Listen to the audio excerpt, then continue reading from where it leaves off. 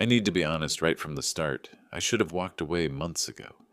10 hours in the sun, my skin raw, my shirt crusted with salt stains, my hands locked from gripping rebar and buckets. No paycheck is worth what I put myself through that day. But I thought loyalty meant something.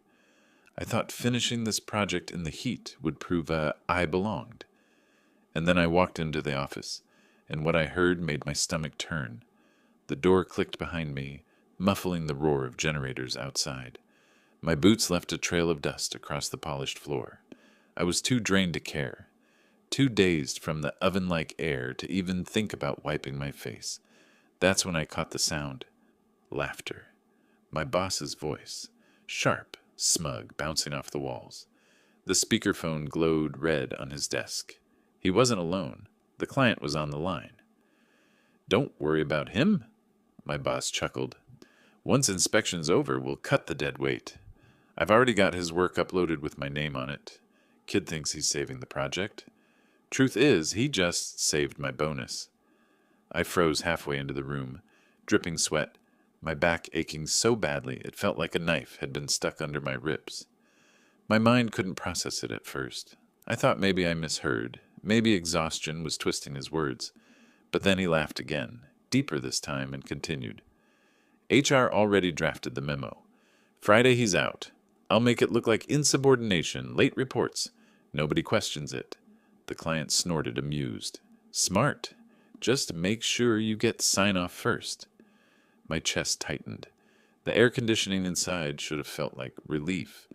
But suddenly it was colder than the slab I'd poured. My pulse pounded in my ears. 10 hours under a blazing sun, skipping breaks, forcing my crew to keep pace because he swore this pour had to happen today. I pushed them, I pushed myself, all for him. And here he was, planning my exit like I was trash to be hauled off once I'd served my purpose. My body moved before my brain did. I shifted my weight, leaned against the wall as though too tired to stand, and slid my phone from my pocket. The record button glowed. Just a few seconds. His words, clear as day. The laughter, the betrayal. Enough. I didn't breathe until the call ended. He leaned back in his chair, still smirking, tapping a thick folder on the desk labeled Personnel Finalized. I caught sight of a USB drive half buried under papers, written in his sloppy marker. "Daily logs. Do not edit." My hand itched, but he turned suddenly, saw me in the doorway. "Oh, didn't hear you come in. Long day, huh?" His grin was almost convincing. "Almost." I forced a smile, nodded. "Yeah, long." I walked past him, each step heavy, every muscle screaming, but my face stayed calm. Inside, though, something shifted. The sweat on my skin wasn't from heat anymore. It was from knowing that I had just overheard my own execution being scheduled, and worse, I had bled for it. He tossed me a water bottle, casual, like a coach congratulating a player after a win. "Good job today. Really pulled through. You'll get credit." I twisted the cap, let the water hit my tongue, metallic and lukewarm. I swallowed the bitterness with it. My eyes fell back on the desk, the folder, the USB, his careless confidence. In that moment, I made a choice. No confrontation. Not yet. They wanted quiet, I'd give them quiet. But I'd listen, I'd watch, I'd collect. I walked out, phone heavy in my pocket, his words looping in my head like a curse. Cut the dead weight. 10 hours in the sun, and suddenly I was disposable. That night, my hands still shaking, I replayed the recording. His voice filled my kitchen. Each laugh was a nail. I saved 3 copies, labeled them different names, uploaded one to the cloud. I wasn't sure what I'd do with it yet, but instinct told me this wasn't the kind of thing you delete. And as I placed my boots by the door, caked with dust and sweat, I stared at them like they belonged to someone else. Someone who still believed loyalty was rewarded. Someone who hadn't just heard his boss plan to erase him like a line item. I don't know if you've ever had that moment, that second when you realize the people you sweat for, bleed for, would sell you out without blinking. If you have, then you understand. If not, maybe this story will show you exactly how far betrayal can go, And if stories like this keep you listening, if you want to see how it all turned out, make sure you hit like, maybe subscribe. Trust me, you won't want to miss how this ends. The next morning, the heat advisory blared on every radio station. Triple digits again, with humidity so high it felt like breathing through wet cloth. They warned construction crews to take frequent breaks, to hydrate every 20 minutes, to watch for dizziness. On our site, none of that mattered. My boss's rule was simple: finish the pour or don't bother showing up tomorrow. So we poured. My shirt clung to my back before the sun even crested the cranes. My fingers cramped around the handle of the trowel. Every 15 minutes, one of the guys would mutter, "Shade?" And every time I had to shake my head, ashamed, because I knew the answer that would come down from above. No delays.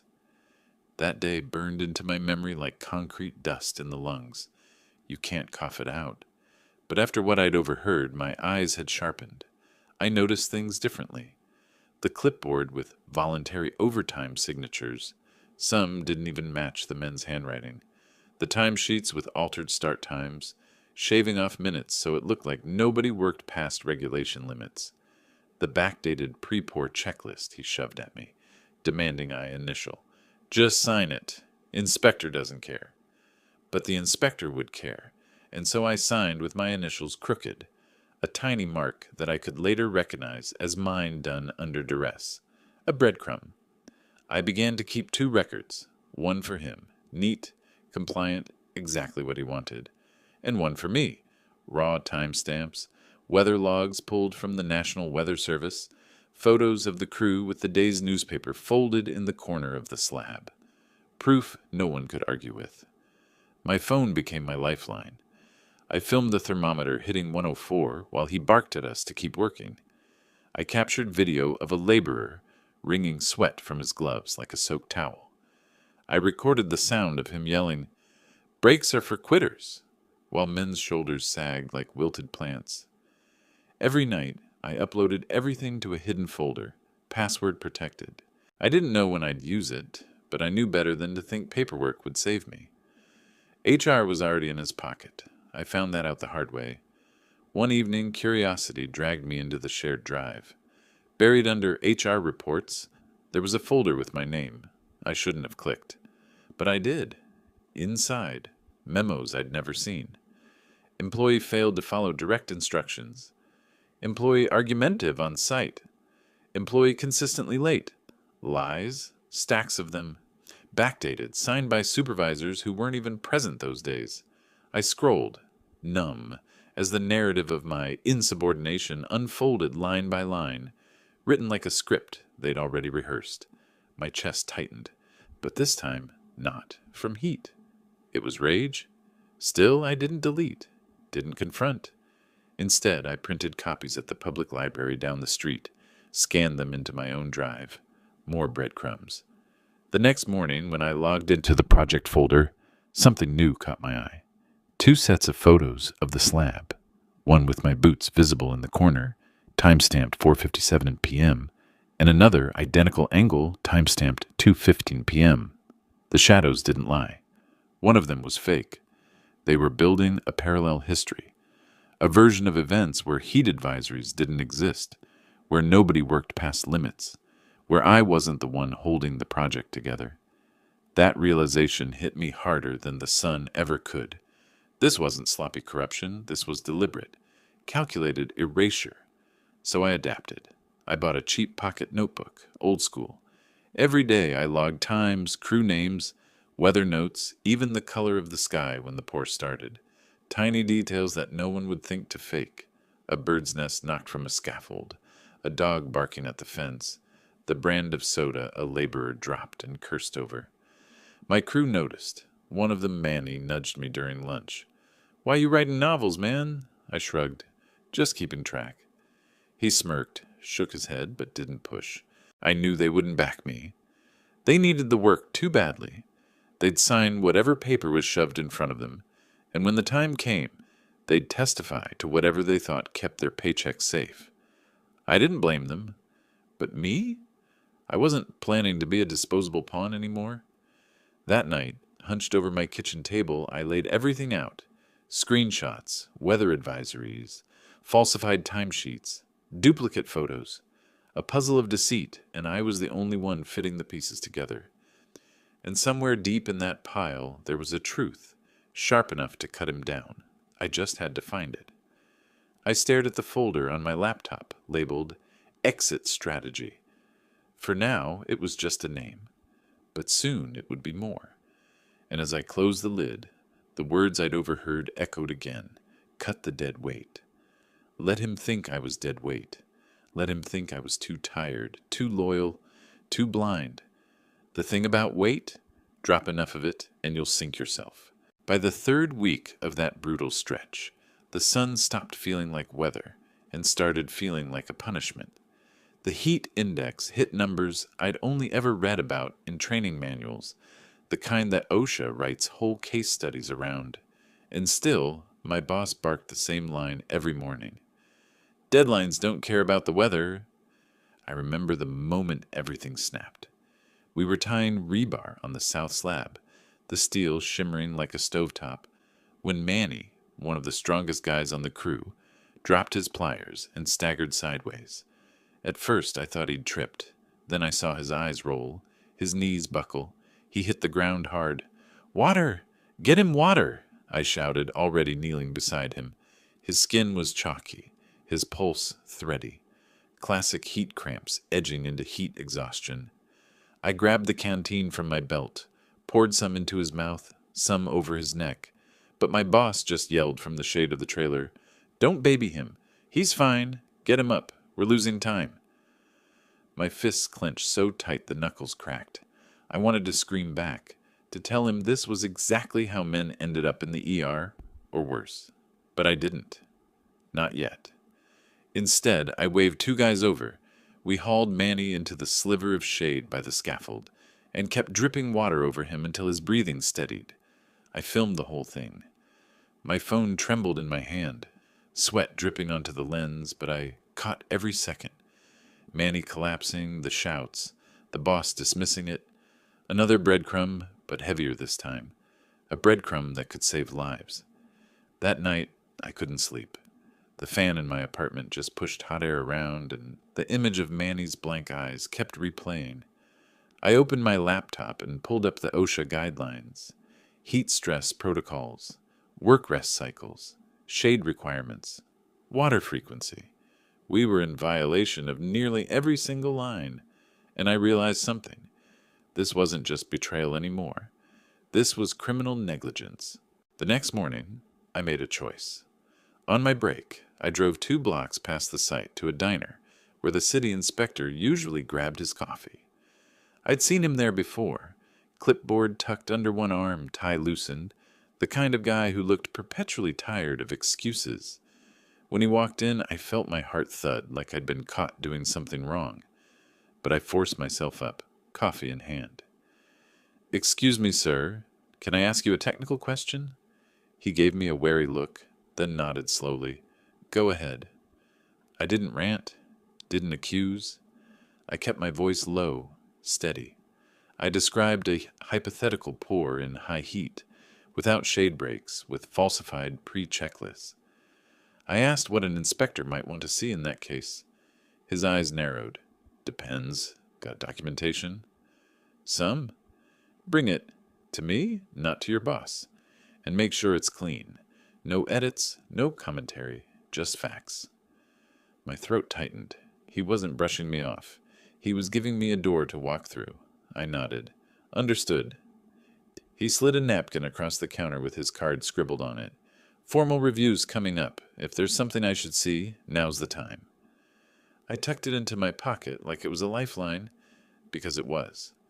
Back on site, I worked like nothing had changed. I sweated, I strained, I barked orders to keep the slab straight. But inside, every detail sharpened. The thermometer nailed to the scaffold. 102 degrees at 10:43 a.m. The schedule board with fake start times written in my boss's hand. The accidental deletion of water breaks from the digital log. Each one went into my notebook. Each one got photographed, time-stamped, uploaded. At lunch, Manny sat pale and quiet under the scaffold, sipping water. He tried to laugh it off, said he just got dizzy. My boss slapped him on the shoulder, grinning like it was a joke. See? Nothing serious. But when Manny met my eyes, I saw the fear behind his smile. He knew. We all knew. That night, I opened the inspector's card again, the ink already smudging from sweat. I didn't call yet, not until I had enough to make it airtight. But knowing someone outside the company was willing to listen changed everything. I wasn't just collecting breadcrumbs anymore. I was building a trail straight to the truth. And for the first time since I overheard that phone call, I felt something shift inside me. Not just rage, not just exhaustion. Resolve. Because this wasn't going to end with me walking away in silence. It was going to end with him explaining, in front of the people who actually mattered, why his shortcuts were more important than human lives. The inspector's words echoed in my head as I set my phone to charge. Bring it. Clean. Just facts. Facts I had. And soon so would he. The ambush came on a Tuesday. I'd barely set foot on site when my phone buzzed. Report to office. Immediate. No explanation. No chance to prepare. Inside, the air conditioning blasted so cold it made the sweat on my back ache. My boss sat behind his desk, that smirk plastered across his face like he'd already won. To his right, the HR manager, clipboard, neutral expression, the kind of corporate mask that pretends fairness while hiding the knife. Sit down, my boss said, gesturing like I was a kid caught cheating on homework. The HR manager cleared her throat. This is a performance review. We'll be going over documented concerns regarding your behavior and reliability. She slid a folder across the desk. My name was stamped on it in bold black ink. My stomach twisted because I already knew what was inside. She started reading. On June 4th, you failed to follow direct instruction to complete prep work. I forced my voice calm. What instruction? She blinked, glanced at my boss. He leaned forward, oozing confidence. I told you to backdate the checklist. You refused. That's insubordination. The word hung in the air. Sour. Insubordination. That was the nail they wanted to hammer through my career. The HR manager continued. On June 9th, you were late to site, arriving at 7:30 instead of the scheduled 7-inch. I tilted my head. And the reason? She flipped the page. Nothing. No reason, no context, just the accusation. Do you have the timesheets from that day? I asked, steady. She frowned, shuffled papers. My boss cut in quickly. We don't need to debate this. The records are clear. But they weren't? Because I had the original clock and photo. Me on site at 6:58. The sky still purple with dawn. I didn't pull it out. Not yet. I just let them talk. One by one, they read the charges. Argumentative. Disruptive. Negative influence on crew morale. Each word was another brick in the wall they were building around me. But as they stacked it higher, they locked themselves deeper into their lies. Finally, the HR manager pushed a form toward me. We need your signature to confirm receipt. I scanned the page. So this is my record now? Correct, she said, rehearsed, clinical. I took the pen, paused, and in clear letters wrote, Received, not agreed. Then I signed. My boss chuckled, leaning back. Doesn't matter what you write. It's still official. I met his eyes. Good. Then you'll remember exactly what was said here today. He frowned just slightly, a crack in the armor. The HR manager cleared her throat. There will be a follow-up meeting on Friday at 2 p.m. Final review of your employment status. The words dropped like a gavel. Friday, 2 o'clock, my execution date. I nodded slowly, slid the paper back. Understood. But inside, my mind was racing. Friday at 2 p.m., exactly 1 hour after the city inspector's scheduled site sign-off. They weren't even subtle. They wanted my work to carry them across the finish line, then cut me loose before I could raise a hand. Walking out of that office, the world seemed sharper, louder, the hum of the fluorescent lights overhead, the buzz of my phone in my pocket. I pulled it out, and there it was, a calendar update. Subject line, termination review. Attendees, my boss, HR, and optional client rep. My stomach twisted again, but this time not from fear, from clarity. They were so confident, so certain I was cornered, that they didn't even bother hiding it. That night, I laid everything out on my kitchen table. The audio recording of the dead weight call, the duplicate photos with altered timestamps, the OSHA violations, heat index logs, video of Manny collapsing, the falsified memos with my name forged into a villain. Piece by piece, I stacked it all. Clean, chronological, undeniable. And then I opened my email. First draft, the inspector's packet. No commentary, just facts. Photos, logs, recordings. Clean. Second draft, a separate note to the client PM. Polite, professional. Discrepancy discovered between project record sets. Please see originals attached. Third draft, a cover letter addressed to the insurer's risk department. CC'd to my attorney, a pro bono contact I'd found through a veterans legal aid group. I didn't hit send. Not yet. Timing was everything. Friday, they wanted me in a chair, defenseless, while they cut me loose. Fine. But when they swung the blade, they'd discover I wasn't the one bleeding. Friday morning arrived like a slow drumbeat. The sun cracked over the horizon, and the air already pressed heavy against the windows. I dressed carefully. Clean shirt, boots polished, not because I cared about appearances anymore, but because I wanted them to see me calm, unshaken. On site, the crew moved sluggishly, beaten down by the week's heat. My boss strutted along the slab like a conquering general, shaking hands with the client PM, bragging about how smooth everything had gone. I kept my head down, clipboard in hand, jotting notes like always, but my heart wasn't pounding from fear anymore. It was steady, metronomic, because the trap was already set. At 9:08 a.m., I stepped into the trailer under the excuse of updating the progress log. Instead, I slid the first packet into the outgoing mail tray. Evidence addressed to the inspector. Clean, unedited, chronological. Photos with unaltered XIF data. Weather logs pulled straight from NOAA. Videos of Manny collapsing. Audio of my boss dismissing it all. Facts. At 9:30, I used the site computer, his site computer, to schedule an email delivery.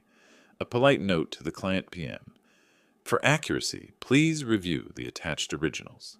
Concerned about discrepancies in your project file. I set it to send at 1:15 p.m., 45 minutes before my termination meeting. At 10, I logged into my personal account and CC'd the insurer's risk division on the inspector's packet. Subject line, potential liability exposure, please advise. I attached the folder labeled Heat Safety Violations. In the insurance world, those 3 words are nuclear. By noon, the pieces were moving. Invisible. Silent. I walked the slab one last time, clipboard against my chest. The men looked tired, hollow-eyed, but they nodded when I passed. Manny gave me a weak thumbs up. I returned it, throat tight. Whatever happened next, they deserved better than this. At once the inspector arrived. He didn't look at me, didn't acknowledge me, professional, detached. But when he walked the site with his clipboard, I saw his pen scratching faster than usual. He paused at the scaffold, checked the thermometer nailed to it, and raised an eyebrow at my boss. "Over 100 out here," he said flatly. My boss laughed, dismissive. "They're used to it." The inspector's eyes flicked just briefly to me. Then he kept writing. At 1:15, my phone buzzed. Message sent to client PM, right on time. At 1:30, I slipped into the restroom trailer and checked my inbox. A new message blinked, from the client PM. Short, curt. Please clarify attached discrepancies. Meeting requested prior to sign-off. He had CC'd the inspector, HR, and, crucially, the insurer's rep.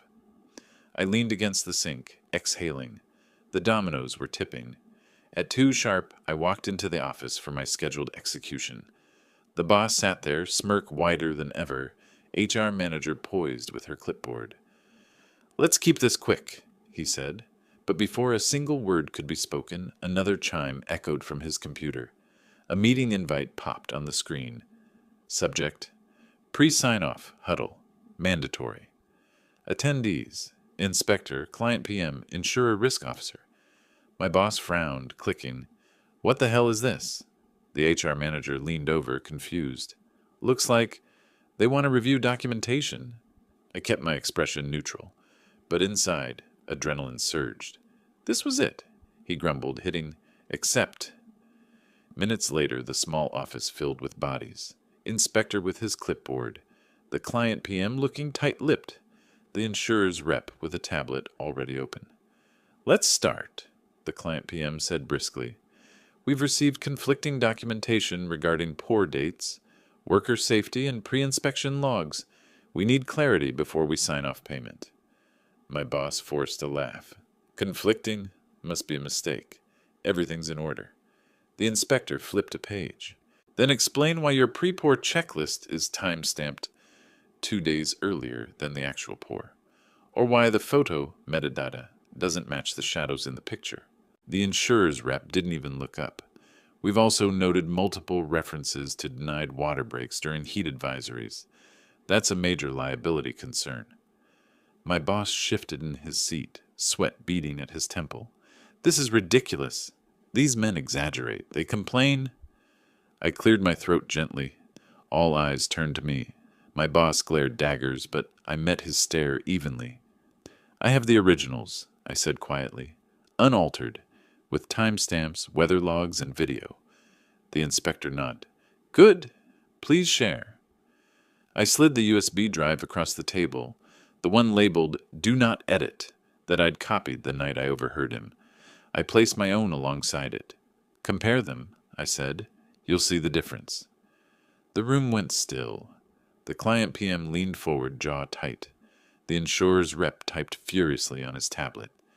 HR paled, suddenly very interested in her clipboard, and for the first time since this started, I saw something I'd never seen on my boss's face. Panic.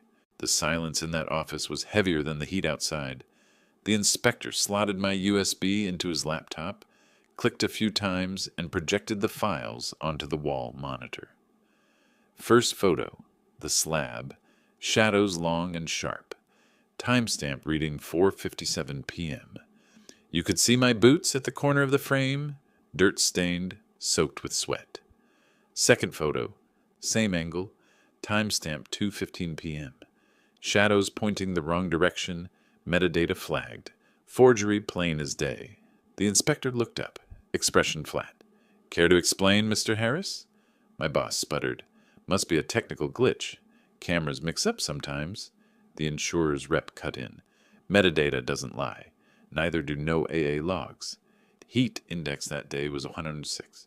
OSHA violation. Your insurance coverage does not extend to willful negligence. My boss's smirk finally cracked.